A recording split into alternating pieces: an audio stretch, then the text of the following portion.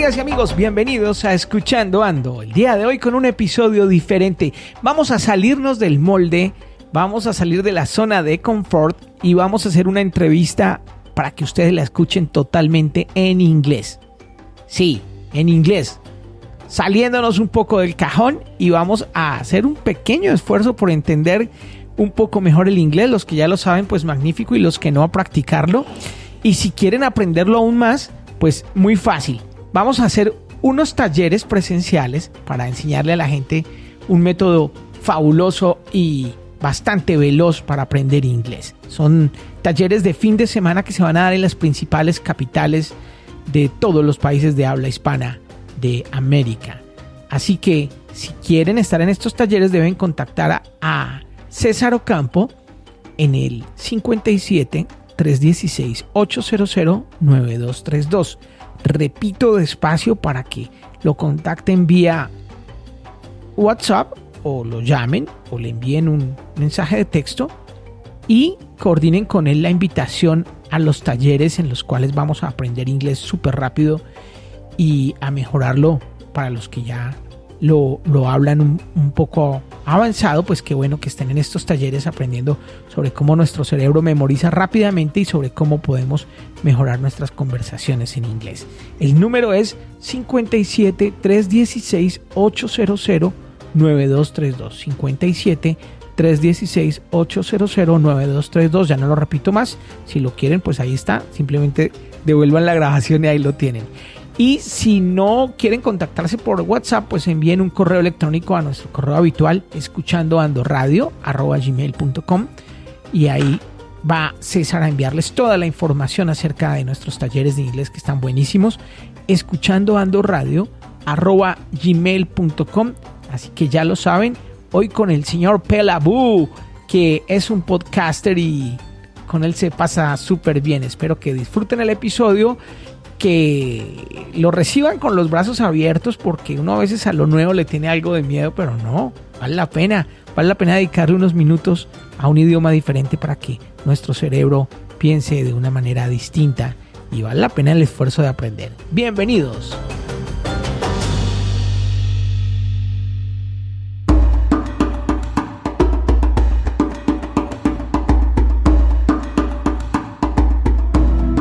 Welcome to the very first installment of the Radio Vagabond podcast. My name is Palle Bo, and I'm sort of normally the host of this show, but this first one should be an introduction to all you guys who have no idea who I am. And instead of me just talking about myself, I've invited my good friend Henrik Jeppesen. And before you get to talk, Henrik, let me just introduce you. You've been to every single country in the world, and you did that before you turned 28 earlier this year. I've asked you to ask me some questions, so instead of me talking about me, it's going to be you talking to me. Okay, yeah. Aprender es atrapar. Aprender es atrapar conocimiento de alguien más. Comprender es atrapar globalmente un conocimiento. Y emprender es atrapar una oportunidad para siempre. Bienvenidos. En Escuchando Ando, hoy emprenderemos y aprenderemos con... Hi, my name is Palle Bo. I'm the Radio Vagabond. I'm a Danish traveler. I travel around the world, and I invite you to listen to Escuchando Ando. Escuchando Ando. Hablo un poquito español, pero no mucho. Yeah, listen to Escuchando Ando, and I can't wait to be on the show. escuchandoando.com. ¿Qué hay de nuevo, amigos? Bienvenidos a Escuchando Ando. A partir de este momento los acompaña Gerson Ramírez en un episodio en el cual vamos a viajar alrededor del planeta entero con un hombre que es un emprendedor de sí mismo. Él se llama Palle Bo y este señor es tremendo personaje. Lo hemos invitado, aunque no acostumbramos a hacer entrevistas en inglés. Esta es una excepción porque vale la pena hablar y conocer a Palle, ya que va a ser un inspirador de nosotros. Él es de Copenhague y allí tiene varias emisoras de radio. Un día decidió viajar por el mundo entero y olvidarse de su trabajo. y ha tenido una carrera enorme, impresionante. No solo exitoso en el mundo radial, sino que también es publicista. Ha estado nominado a varios premios importantes a nivel mundial y ha escrito libros, pero ha renunciado a todo por hacer un podcast. Y además de hacer un podcast, viaja por el mundo entero, divirtiéndose con la gente y conociendo diferentes culturas. Pero que sea Palle Bo quien nos cuente un poco más acerca de sus aventuras y de lo que ha vivido, y que sea una fuente de inspiración para toda la gente en Escuchando Ando. Les recuerdo que si les gusta el episodio lo pueden compartir con su equipo de trabajo y con sus amigos. Estamos en las plataformas más importantes como Spotify, también en iTunes, Deezer, YouTube, Spreaker y a través de nuestra página web que es escuchandoando.com. So let's start. Palle, how are you? Muy bueno, muy bueno. I'm gonna be your Spanish teacher today. Oh, por favor. Hablo un poquito español, pero no mucho. I can teach you. Okay, thank you very much. So you're gonna be ready when you come to Colombia. Yeah. Actually, I had Spanish when I went to school many years ago, and when I was in Nicaragua last year, I found a private teacher. So I had 4 hours, 5 days in a row, just me and her, and she taught me a lot of Spanish, but it's still not. I understood a little bit of what you said in the introduction, but not. You were speaking very fast. The best way is if you find a beautiful woman. Okay, I'll try to do that. It's how I learn English. So tell us about you. Yeah, well, I am from Denmark, and I have been traveling full time for 3 years now, almost 3 years, and I've been to many countries around the world. I'm traveling full time. I don't have a home anywhere. I just live in my suitcase and wherever I am in the world. And then I do my business anywhere I can, just as long as I have my computer and some internet connection. I'm able to work on my computer. Did you work in radio stations? Yes. I started in radio in 85, so many years ago, and I've done all you can think of in radio. I've done regular morning shows and been a DJ. I had a few years where I did nothing but telephone pranks. Do you have telephone pranks in Colombia on the radio? Yeah. Where I would used to call up people and tell them a lie, and it was very funny to do. And then I got more and more into doing radio commercials. I've been producing radio commercials, and I run a production company called Radioguru, where I produce radio commercials. I produce podcasts for clients. I just did 2 seasons of the Lego Technique podcast for Lego, and I teach radio. I wrote a book about radio advertising, so I also go around to radio stations around the world and teach how to make radio commercials that work better for the clients and are more enjoyable for the listeners, and that's my line of work. And then when I'm traveling, I also do my own podcast called the Radio Vagabond, about my journey, where I try to get as much into the culture as I possibly can in the countries I am, so my listeners, they can get a sense of what it's like in that place, and really try to speak to the locals on the street corner, or people I find interesting, and I do that in the Radio Vagabond. But my main business focus is my company, Radioguru. how you see the podcast movement around the world. Oh, it's growing. I did my first podcast in 2006, and at that time, podcasting had been around for 2 years, and I felt I was late getting into podcasting, but now I can see that I was one of the first movers, and I've done a number of different podcasts, and it's really nice to see that there's so much focus on podcasting around the world in these years, and so much is happening, and I feel that there's only one way it's going, and it's up, and more people are getting used to downloading and listening to podcasts, and there's so many opportunities to listen, and you can find a podcast about anything you want. Anything is out there, so I really feel it's a way where people who wants to do a podcast, they can do it fairly easy and start up fairly easy and do a podcast. I've listened to your work and it sounds very good, especially music is fantastic. Oh, thank you. What kind of stuff you use day by day to produce? I record on a Zoom recorder. I have the Zoom H6. I also have the Zoom H1, which is a lot smaller that I can just have in my pocket.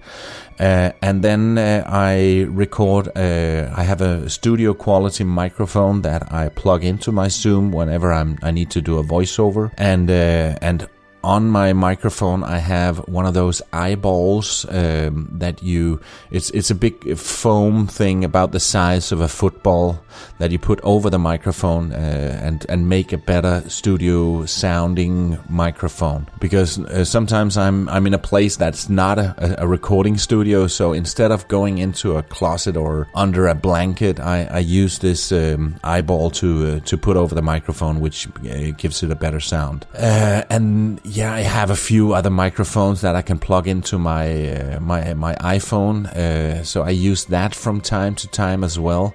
But it's very basic equipment. It's not very expensive. The Zoom H6 is a bit more high quality and therefore also a little bit more expensive. And then I edit on my MacBook. I use Pro Tools to edit. I'm thinking about switching over to a more simpler program because Pro Tool can do so much that is really not necessary. And actually just a few days ago I was introduced to a system called Hindenburg, which is a Danish software but available all over the world, and it's very, very easy to use, and I feel that if I switch to that I can spend less time editing, because when I use Pro Tools, I just go so much into the details, and it's like a scalpel. You can do so much, and this Hindenburg is more easy, and I'm gonna give that a try to see if I can cut a little bit down on the time I used to edit the episodes, because I spend maybe 2 full days editing one 30-minute episode. So I spend a lot of time editing, and I'd much rather spend time exploring the destinations I'm in than sitting behind my computer editing, even though I enjoy it. Your equipment is very close to what I got. The only one different is that my equipment is from China. Your what? My equipment is from China. Yeah, actually, I said eyeball, but it's not the Kaodica eyeball, which is so expensive. No, I got the Chinese knockoff as well. I got the Chinese version.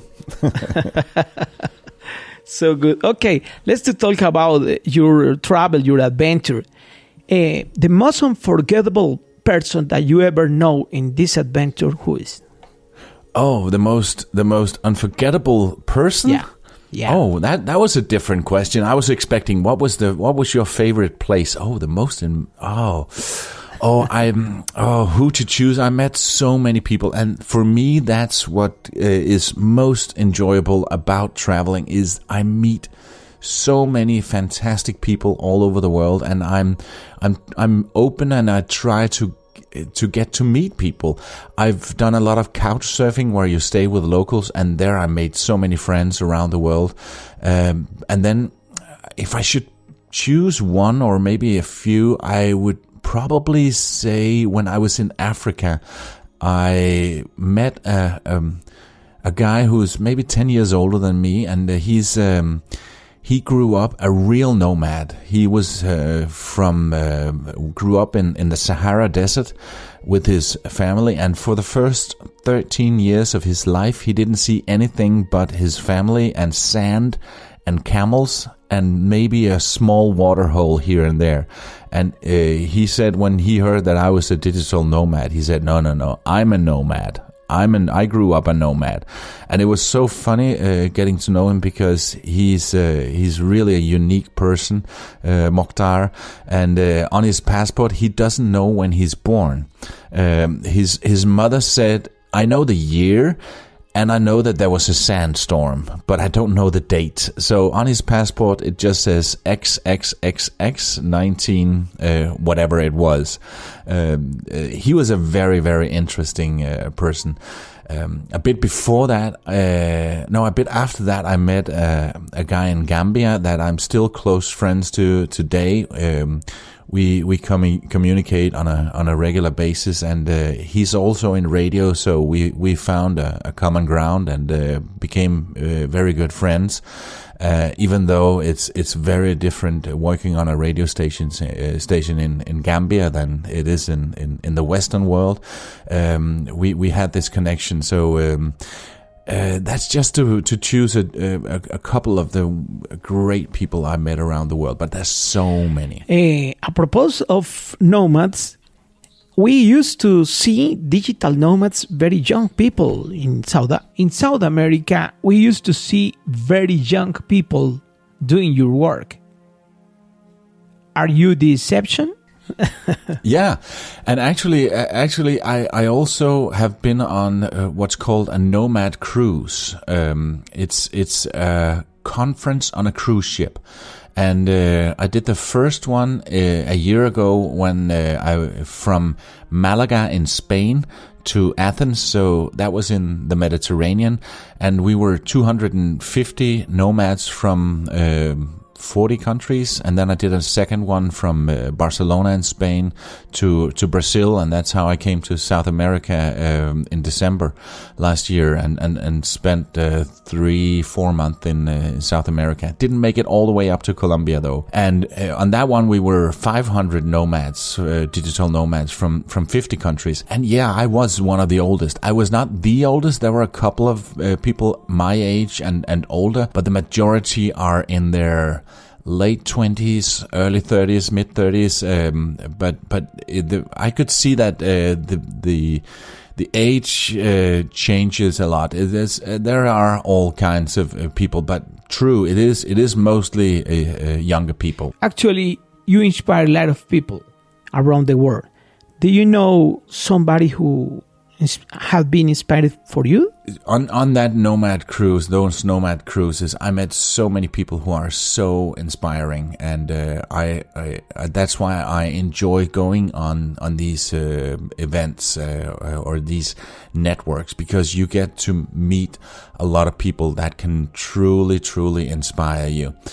When I was in Chiang Mai in the beginning of my journey, almost 3 years ago, I met a couple from Canada, and they are also some of my best friends today. In fact, I'm meeting them in Amsterdam on Monday.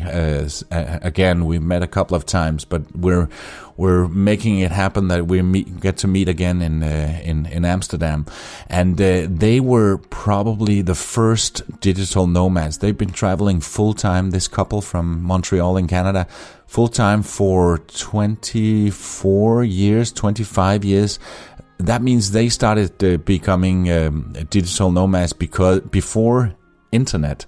So they say, oh, we were analog nomads in the beginning, and in fact it was so funny. They traveled with a fax machine in the suitcase. Can you imagine that? A fax machine. But there was no internet at that time, and they've been traveling full time. Don't have a home. They travel full time, and they inspire me a lot. In some of the ways they inspire me is that they travel slower than me. I tend to go fairly fast when I travel. Sometimes I stay a month in a place, sometimes 3 weeks. I spent 2 months in Cape Town as well, but they typically stay in the same place for maybe 3 months, and that's a good way to get more into the local country you're in, and really emerge very much into the local community you're in, and get to be on first name basis with the guy in the cafe serving the coffee, or the people in the supermarket, and you get to know people and know where everything is. That's their way of traveling. I'm still traveling faster, but I could easily see myself slowing more down. It's also less expensive to travel slower, and it's got a lot of good things to say about the slow travel. And I'm gonna do that later. But right now I'm still a month here and a month there, and sometimes even just a week in a place. But they've been really inspiring for me. But there's so many people that are truly inspiring. Palle, what's your most important goal on what you are doing? My most important goal is that I want to live life to the fullest. We're only in this world for a certain amount of years, and it's so funny. I've been traveling 3 years, and in one way it seems like time has gone by so fast, but in another way I've experienced so much in those 3 years, so I feel that it feels like 10 years, because I've seen so much and I've experienced so much. My true goal is that when they put me in a box in many, many years, hopefully I will be smiling from ear to ear, and they'll be looking down at this old man in the box saying, what's he smiling about? I want to live life to the fullest and really feel that I've had a good life. And for me, traveling does that. I really feel it's not without problems, it's not without challenges to live this lifestyle, but for me it's very, very enriching. So that's my main goal, is very much for myself. I also want to inspire people. I also want to share what I do and have people be inspired by what I do. But that's not my goal per se. My goal is very egotistical. It's for myself. I want to live a good life. Salut, bonjour, bonsoir. T'as écouté escuchandoando.com sur Spotify, Deezer, iTunes. Surtout à ne pas manquer. ¿Alguna vez te has detenido a pensar en qué momento la ropa y los elementos que usamos y que nacieron para cubrir una necesidad de seguridad y protección se han convertido en un lujo que poco a poco destruye nuestro planeta? Si buscas soluciones que faciliten tu estilo y te permitan vivir en armonía con la naturaleza, Suma Paz te ofrece productos personalizados y duraderos que facilitan tu vida sin dañar el planeta. Comienza con la solución más sencilla, una maleta inteligente diseñada a la medida de lo que realmente necesitas. Suma Paz a tu mundo. Evita que las tendencias de hoy sean la basura de mañana. Encuéntranos en sumapaz.in.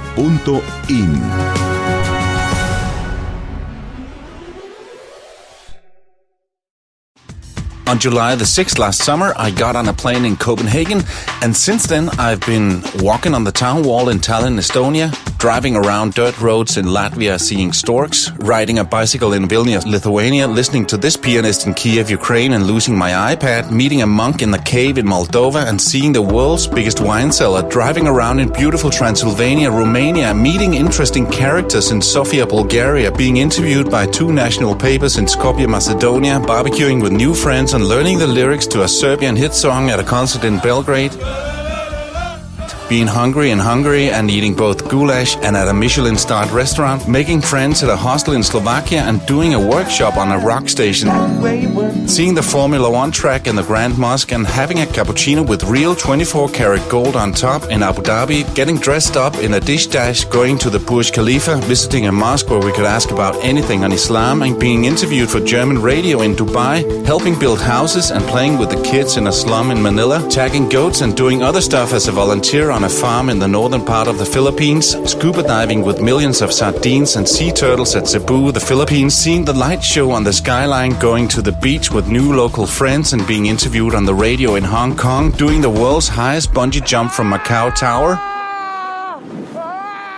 seeing a hectic city and stunning nature and eating blood on a stick in Taiwan, seeing a ship on pillars in Singapore and going up there to find out that there's a pool, playing badminton in Kuala Lumpur and getting my ass kicked, getting attacked by a monkey on Langkawi, Malaysia, but having a very nice office that week, talking to ladyboys and visiting an orphanage in Pattaya, Thailand, meeting an old Danish friend who's now the lead singer of a blues band and eating bugs in Bangkok, playing with the baby elephants and celebrating New Year's in Chiang Mai, swimming at the waterfall in Laos, experiencing the scooters and talking to the locals in Hanoi, Vietnam, canoeing and seeing one of the 7 nature wonders of the world at Halong Bay, visiting the beautiful small town Hoi An, Vietnam, and crawling in the Viet Cong tunnels north of Saigon, getting up early to see the sunrise at Angkor Wat in Cambodia, and feeling like I was in Tomb Raider, going hot air ballooning over Cambodia, getting locked up and breaking out again, heading to China, getting lost in Shanghai, getting scammed by a tuk-tuk driver close to the forbidden city of Beijing, and walking on the Great Wall, feeling awkward bowing in front of monuments of the supreme leaders, and meeting friendly people too in North Korea,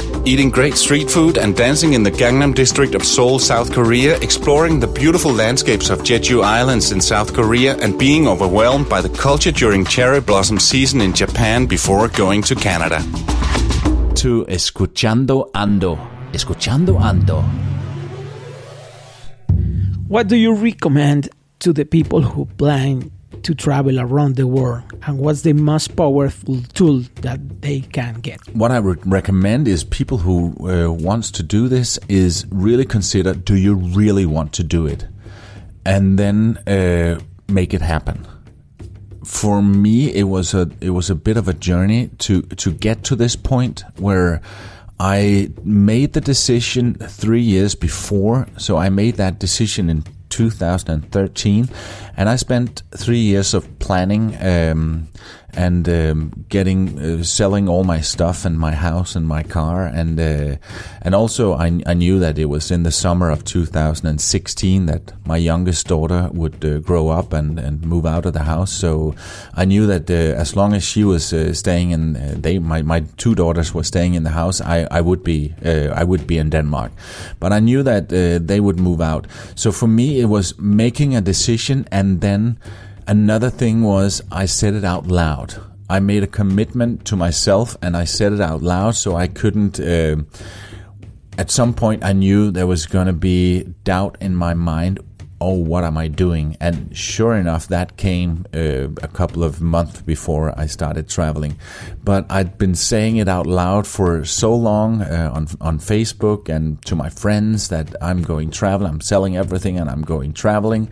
That I made a commitment. So that was a big part of it, and that's my recommendation: is make a decision and just stick to it. Say it out loud, and it's okay to plan, but be prepared that the plans will change.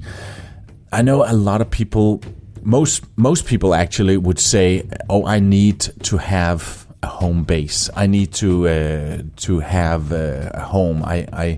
I want to sleep in my own bed and know that I'm coming home. I like to travel, but I need a home base." Obviously, so this lifestyle is definitely not for everybody, but for people who wants to, it's these are my advices, and find a way where you can do work online or in a different way.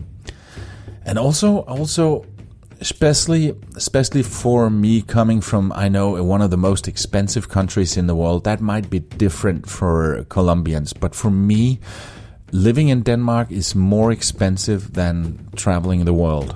I spend less money living this lifestyle than I did when I lived in Denmark, and because that's the question I get all the time: is how can you afford it, or are you rich? And I'm definitely not rich. I really have to work.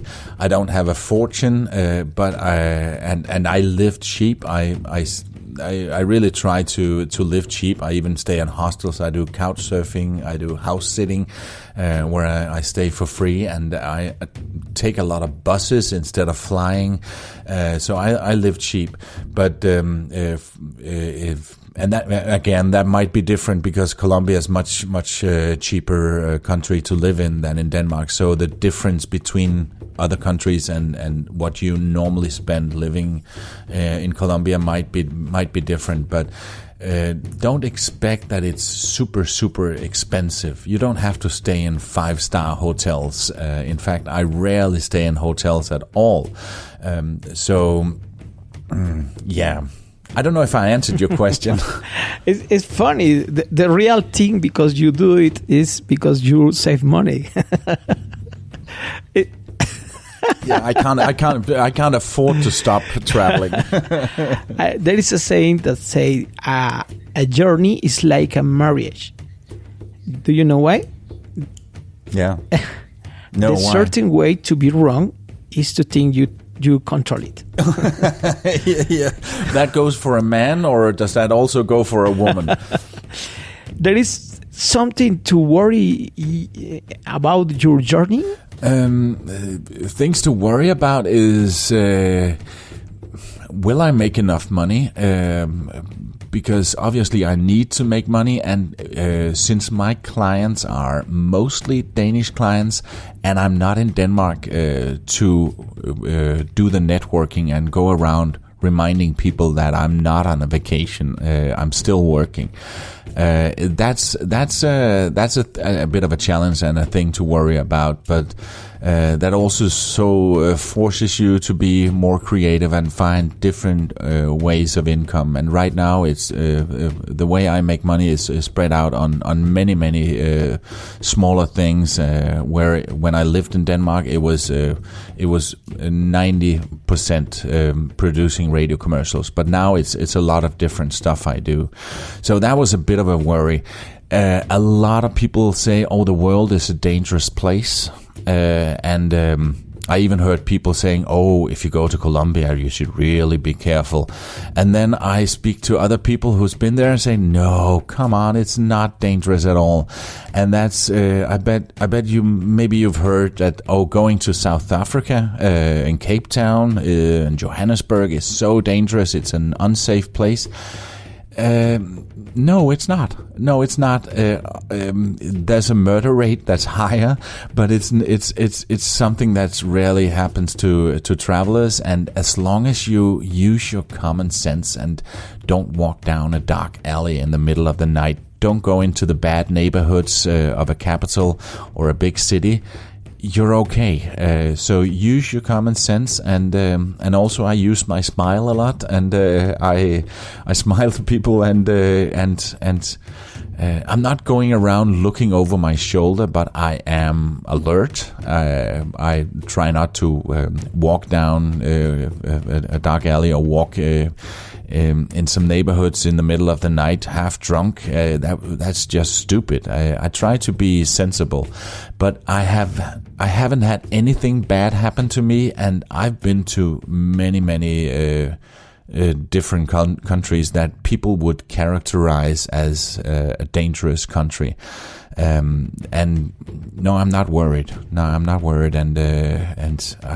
I don't feel unsafe. I don't feel the world is a dangerous place. That's something people who don't go out there, they say. People change the way how they see the world when they walk out with a camera. For me, my life changed since I got a microphone and headphones. Yeah. Your life is every day with a microphone and headphones. How you describe the sounds of the world, and what is your relation with the sounds? Yeah, well, That's actually one of the reasons I do my podcast, is to record the sounds of the places I'm in, because for me, listening back to sounds, it brings me back to the place I was. So when I started the podcast, it was mostly something I did for myself, for the 90-year-old Palle Bo who's not traveling anymore, and I can listen to it and bring me back to. So these are my memories as much it is an adventure for the listener, and that's also one of the reasons that when I do my podcast, 90% of it is recorded on a street corner or somewhere out there where you can hear the local language in the background, or maybe if I'm in a Muslim country, you can hear a mosque in the background, and when I'm in Brazil, I can hear some samba music and the local dialects and all that. So I walk around with the microphone. Sometimes I speak into it, and sometimes I talk to people. But a lot of times I just record the sounds because they sound different around the world, and something that reminds me and reminds the listeners that, okay, that this is not something that's recorded in my hometown. It's something that's recorded somewhere in the world, and I try to put a lot of effort into getting those real sounds of the countries into my podcast, and have that speak for itself. So I bring a microphone all the time. You understand what I say? You every time record things in your recorder, no? Mm-hmm. So what do you remember is beautiful sound. Beautiful sounds. Well, you might think, okay, this is the sound of a beach somewhere, but for me, I can't point out of any specific place I was in, but it's just the sound of the street or a marketplace where you can hear a little bit of dialect or a little bit of local language being spoken over in the left side, or somewhere in the picture, because I really try to make it in stereo, so people they sense that something is coming from different places. But I feel for one thing, it was super interesting being in North Korea as well when I was there, and talking to the local guides and walking around the streets of Pyongyang, and because that's so different from what I'm used to hearing. How you drive with bureaucracy of such many countries? Well, that's mostly when I'm trying to get a visa, and normally it's pretty easy. The Danish passport is one of the most easiest passports to travel with.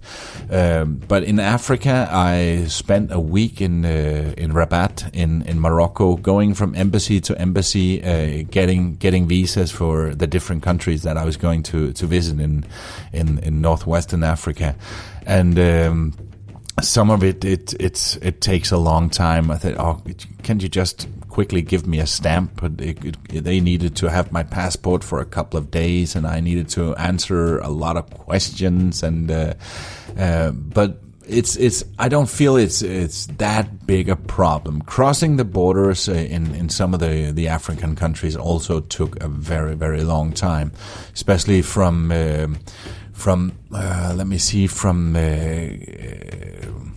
what was that?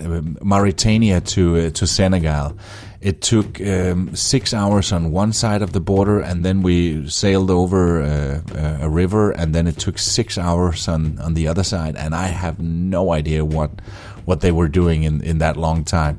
So that's a bit frustrating when it takes so long just to let me into a country. But I must say again on that point, I've been fairly lucky, and I feel kind of blessed that I'm traveling with a passport that's easy to travel with. Still, there are a lot of countries that I haven't been to yet. That's gonna be a bit of a challenge, but I'm trying to make it work. How do you embrace different cultures in your day by day, and do you find inspiration on it, new ways to make the things? Yeah, and actually that's one of the points where it's a good thing to travel with a microphone, because I have an excuse to call up people and go and knock on doors and say, can I please talk to you? So I learned so much about the different countries, and then I also try to keep an open mind and feel and get to understand the different cultures. I've experienced becoming very good friends with Muslim people, both in Langkawi in Malaysia, in Asia, and also in Morocco, in a small city called Tishnit. And it's just keeping an open mind. In Tishnit in Morocco, I was I for some reason I became good friends with a local butcher, and he's also one of the people I could have mentioned before, because he became a very good friend of mine, and was super helpful when I got sick with pneumonia and needed to go to the hospital. He helped me translate. He even insisted on paying my hospital bills, even though I have insurance and he didn't need to, but he wanted to do it, and invited me to his house, and had lunch with him, and became very good friends with him. And then he said, this is the true Islam. It's not what you see on TV, that all Muslim people are terrorists and want to do bad things. No, we want to help people, and and that's an experience that I wish that a lot of people, especially in the Western world, would know, so they are not so afraid of people that believe in a different God than you do, and as long as they don't try to persuade me to become a Muslim, or that can also be a Christian, that they shouldn't try to persuade me and push their religion. It's all about respect, and he had respect for me, and I had a huge amount of respect for him. And Omar, he was a very good guy to meet, and that's really what I try to do. As I try to get as much into the local culture as I possibly can, and try to live as the locals, try to meet the locals, and go out and see them, and join Rotary meetings and Toastmasters meetings, and wherever there's a chance of meeting some of the local people. I try when I travel to keep. Of course, I want to see the touristy places. So when I'm in Rio, I go to Copacabana. I go see the Christ Redeemer, and all the different tourist attractions there are. But I also want to go out into the local communities and meet the local people, and get as much into the local culture as I possibly can. I wonder finally if it's better go with the plan or just go with the flow. I go with the flow. You should see the map I made before my journey. I had the whole thing planned out. It was very, very detailed. I'm going here, and then it was just a smooth line around the world. And then when I look at the map I have now, in fact, I should send it to you so you can share that with your listeners, because the map I have now it looks like I have grabbed a bunch of spaghetti and thrown it onto the map.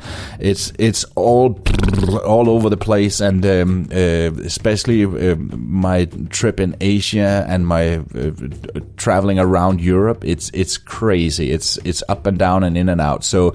And that's just because I go with the flow now. When an opportunity shows itself, when I was in Japan, somebody called me and said, "Can you come and speak at a conference in Toronto, in Canada?" And I said, "Yeah." It was not my plan to go there now, but yeah, I can do that. And then I did that, and then next week I'm going to Italy, and it was not my plan, but again I'm speaking at a conference there, and it's also I'm going to Amsterdam now because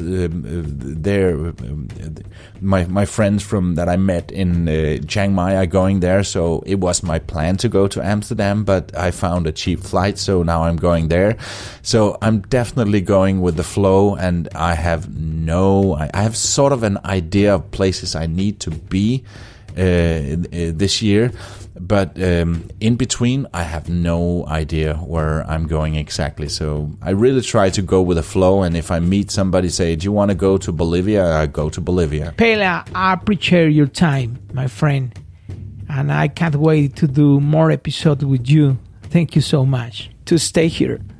Okay, I cannot wait to go to Colombia, and because Colombia, especially Medellin, is one of the digital nomad hotspots of the world. It's become that in the recent years, and so many people that I met on Nomad Cruise, they went straight to Colombia after the cruise when we got to Brazil, and I really want to go and spend a long time in Colombia and improve my Spanish. We will do a lot of episodes.